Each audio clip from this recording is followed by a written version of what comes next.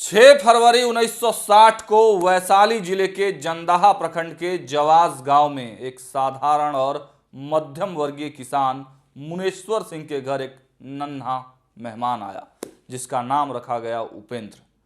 जी हां, आज हम बात करेंगे बिहार के राजनीति के सीएम इन वेटिंग के नाम से चर्चित बिहार के लगभग 4.5% से अधिक आबादी का प्रतिनिधित्व करने वाले एक मजबूत राजनेता उपेंद्र कुशवाहा की। नमस्कार, मेरा नाम सागर कुमार है और आप न्यूज़ हाट देख रहे हैं। देखिए, शुरुआती दिनों में इनका नाम उपेंद्र प्रसाद सिंह था और राजनीति में आने के बाद नीतीश कुमार के सुझाव से इन्होंने अपना नाम उपेंद्र कुशवाहा कर लिया। उपेंद्र कुशवाहा ने अपने द्वारा बनाई गई तीसरी पार्टी की तीसरी स्थापना दिवस के अवसर पर पार्टी की उपलब्धियां गिनाते हुए बताया कि पार्टी जनता के हित में सोशल जस्टिस और सेकुलरिज्म के सिद्धांत के साथ काम कर रही है। पार्टी का मूल सिद्धांत ही यही है कि समाज में न्याय, सुविधा, शिक्षा और स्वास्थ्य से वंचित लोगों के हितों में काम किया जाए और जरूरत पड़ने पर उनकी आवाज भी बनी जाए। 2023 से अब तक पार्टी ने जनता का सहयोग, जनता का आशीर्वाद प्राप्त करने में सफलता पाई है। इस बात के लिए हम बिहार की समस्त जनता के प्रति आभार व्यक्त करते हैं, अपने कार्यकर्ताओं का हृदय से धन्यवाद करते हैं कि एक मुकाम इतने दिनों में पार्टी को आम जनता के आशीर्वाद से और कार्यकर्ता साथियों की मेहनत से मिला है। और जो मुकाम मिला, जो आशीर्वाद मिला है जनता का, जनता की सेवा हम पूरी मुस्तैदी से कर रहे हैं, आगे भी करेंगे।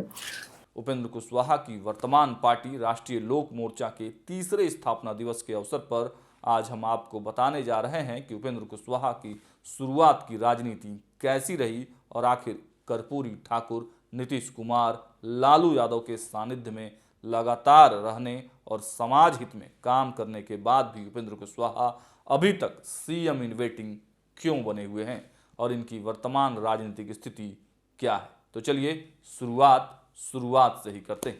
उपेंद्र कुशवाहा ने हमारे ही पॉडकास्ट के दौरान ये बातें कही थी कि जब वह छोटे थे तो उनके घर पर कर्पूरी ठाकुर आया करते थे और उन्हीं की राजनीति और उनके विचारों से प्रेरणा लेकर वह राजनीति में आए। उनकी शुरुआती पढ़ाई वैशाली और पटना में हुई। आपको बताते चले कि 1981 में उपेंद्र कुशवाहा ने उस समय के प्रतिष्ठित पटना साइंस कॉलेज से स्नातक की डिग्री प्राप्त की और फिर 1983 में बी.आर. अम्बेडकर बिहार विश्वविद्यालय मुजफ्फरपुर से राजनीति विज्ञान में एमए की डिग्री हासिल की।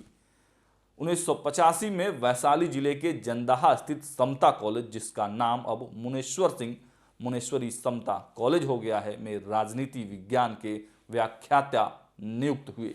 लेकिन राजनीतिक कार्यों में दिलचस्पी और समाज के लिए काम करने के जज्बे के कारण 1990 आते आते उन्होंने अपने इस दायित्व से इस्तीफा दे दिया। उपेंद्र कुशवाहा के राजनीति में एंट्री की बात करें तो उनके शुरुआती दिनों से ही कर्पूरी ठाकुर ने उपेंद्र कुशवाहा को अपने संरक्षण में ले लिया था। कुशवाहा अपने छात्र जीवन में कुछ समय तक ठाकुर के आवास पर भी रहे और उनसे राजनीति के गुण भी सीखे। इसी मार्गदर्शन के परिणाम स्वरूप कुशवाहा 1985 में औपचारिक रूप से लोक दल की युवा इकाई युवा लोक दल में शामिल हो गए और इसके राज्य महासचिव बन गए। उस समय नीतीश कुमार भी लोक दल के प्रमुख युवा चेहरों में से एक थे और वे कुशवाहा के सीनियर भी थे।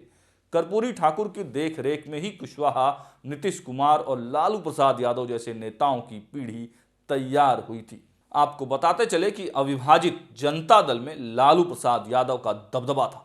कुशवाहा और अन्य गैर यादव पिछड़ा वर्ग के नेताओं को लगा कि पार्टी में उनकी उपेक्षा हो रही है। समता पार्टी का गठन ही जंगल राज और भ्रष्टाचार के खिलाफ एक विकल्प के रूप में तैयार हुआ था। नीतीश कुमार ने बिहार में कुर्मी और कोयरी कुशवाहा जातियों को एकजुट करने के लिए लवकुश गठबंधन की नींव रखी थी।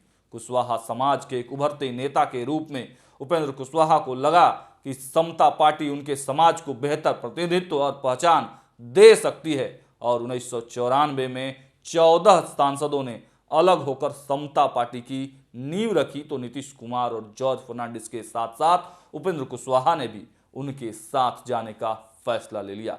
वे नीतीश कुमार के सबसे भरोसेमंद युवा सहयोगियों में से एक थे। समता पार्टी में शामिल होते ही उपेंद्र कुशवाहा को बड़ी जिम्मेवारी मिली। वे 1994 से 2002 तक पार्टी के महासचिव रहे और संगठन को खड़ा करने में महत्वपूर्ण भूमिका निभाई। बिहार विधानसभा चुनाव 2000 में उपेंद्र कुशवाहा ने वैशाली जिले के जंदाहा विधानसभा से समता पार्टी के टिकट पर चुनाव लड़ा और जीत हासिल की। यह उनके संसदीय कैरियर की शुरुआत थी। हालांकि उन्हें वास्तविक राज्यव्यापी पहचान मार्च 2004 में मिली, जिस समय नीतीश कुमार ने कई वरिष्ठ नेताओं को दरकिनार करते हुए उपेंद्र कुशवाहा को बिहार विधानसभा में विपक्ष का नेता मनोनीत कर दिया। मात्र 44 वर्ष की आयु में इतने महत्वपूर्ण संवैधानिक पद पर पहुंचना बिहार की राजनीति में एक बड़ी घटना थी। इस पद ने उन्हें न केवल कुशवाहा समाज के एक बड़े नेता के रूप में स्थापित किया, बल्कि नीतीश कुमार के बाद पार्टी में दूसरे सबसे शक्तिशाली व्यक्तित्व के रूप में पहचान दिलाई। इसी दौरान उन्होंने बिहार में लवकुश यानी कोयरी कुर्मी समीकरण को मजबूत करने के लिए पूरे प्रदेश का दौरा किया, जिससे 2005 में एनडीए की सरकार बनने का रास्ता साफ हुआ और नीतीश कुमार मुख्यमंत्री की कुर्सी तक पहुंचे। लेकिन मात्र 2 साल बाद ही उपेंद्र कुशवाहा और नीतीश कुमार के बीच विवाद हो गया। उपेंद्र कुशवाहा को लगा कि उन्हें सरकार या संगठन में वह तवज्जो नहीं मिल रही जिसके वे हकदार थे।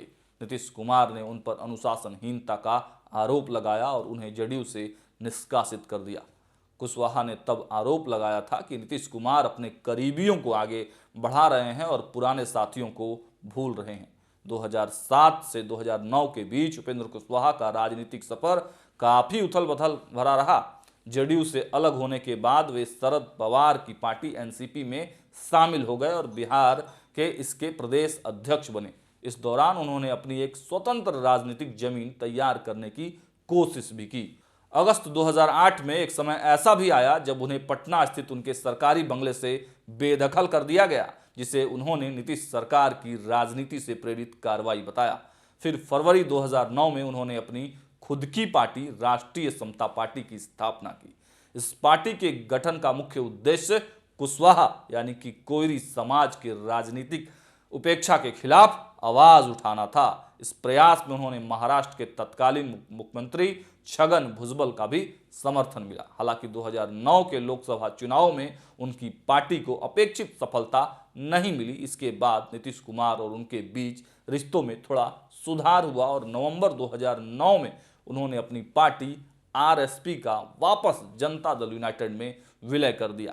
इस वापसी के पुरस्कार स्वरूप नीतीश कुमार ने उन्हें 2010 में राज्यसभा भेज दिया, लेकिन यह दोस्ती भी ज्यादा दिनों तक चल नहीं पाई और फिर जनवरी 2013 में नीतीश कुमार की कार्यशैली पर सवाल उठाते हुए कुशवाहा ने जेडीयू और राज्यसभा दोनों से इस्तीफा दे दिया।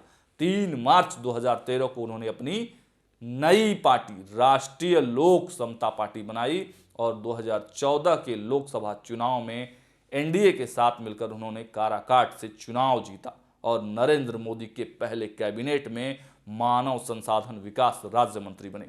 10 दिसंबर 2018 को भाजपा और नीतीश कुमार के साथ सीटों के बंटवारे पर हुए विवाद के बाद अपने इस पद से भी उन्होंने इस्तीफा दे दिया और एनडीए गठबंधन छोड़ दिया। इसके बाद अलग गठबंधन बनाकर चुनाव लड़ा, लेकिन 2019 लोकसभा और 2020 बिहार विधानसभा के चुनाव में उनकी पार्टी आरएलएसपी को कोई भी सफलता नहीं मिली। मार्च 2021 में उपेंद्र कुशवाहा तीसरी बार अपनी पार्टी का जेडीयू में विलय कर दिया। उन्हें जेडीयू संसदीय बोर्ड का अध्यक्ष और विधान परिषद का सदस्य बनाया गया, लेकिन इस बार भी उपेंद्र कुशवाहा नाराज हो गए और फरवरी 2023 में नीतीश कुमार के द्वारा तेजस्वी यादव को उत्तराधिकारी बनाए जाने के विरोध में उन्होंने जेडीयू छोड़कर राष्ट्रीय लोक मोर्चा बना ली और 2024 में एनडीए से गठबंधन करके लोकसभा का चुनाव लड़ा, लेकिन हार गए। इसके तुरंत बाद अगस्त 2024 में एनडीए ने उन्हें राज्यसभा भेज दिया, जिससे वे वर्तमान में सांसद भी हैं। लेकिन मौजूदा हालात में उनके राज्यसभा जाने में भी ग्रहण लगा हुआ है। तो कुल मिलाकर कह सकते हैं कि उपेंद्र कुशवाहा की जीवनी और उनकी राजनीतिक कार्यशैली बिहार की राजनीति के उस अध्याय जैसी है जहां सामाजिक न्याय और व्यक्तिगत महत्वाकांक्षा के बीच निरंतर द्वंद्व चलता रहा। उनका पूरा राजनीतिक सफर विलय और विभाजन के एक चक्र की तरह दिखता रहा। उन्होंने अपनी राजनीति को कुशवाहा कोयरी समाज के इर्द गिर्द केंद्रित रखा। वे जानते हैं कि बिहार जैसे राज्य में बिना ठोस वोट बैंक के कोई भी नेता बार्गेनिंग की स्थिति में नहीं जा सकता। उपेंद्र कुशवाहा की कार्यशैली में सबसे विवादित पहलू उनका अस्थिर स्वभाव रहा है। उन्होंने 3 बार पार्टी बनाई और उतनी ही बार जेडीयू में विलय भी किया। वे सत्ता में सम्मान और संगठन में बड़ी हिस्सेदारी के आकांक्षी रहे हैं। जब भी उन्हें लगा कि नीतीश कुमार उन्हें नजरअंदाज कर रहे हैं या उनका कद छोटा किया जा रहा है, उन्होंने तुरंत विद्रोह कर अपनी नई राह चुनी। वे एनडीए और महागठबंधन दोनों के साथ सहजता से तालमेल बिठा लेते हैं, जो उनकी राजनीतिक चपलता को भी दर्शाता है। एक राजनेता के तौर पर उनकी सबसे बड़ी उपलब्धि शिक्षा सुधार को मुख्य धारा की राजनीति का हिस्सा बनाना रही है। उन्होंने नीच को शिक्षा जैसे नारों और शिक्षा सुधार संकल्प यात्रा के जरिए खुद को केवल एक जातीय नेता के बजाय एक रिफॉर्मर अर्थात सुधारक के रूप में पेश करने की कोशिश की है। उपेंद्र कुशवाहा की राजनीति अधूरे शिखर की कहानी है। इनमें मुख्यमंत्री बनने या केंद्र में बड़ा कैबिनेट मंत्री बनने की क्षमता तो है, लेकिन बार बार गठबंधन बदलने के कारण उनकी विश्वसनीयता पर सवाल उठते रहे हैं।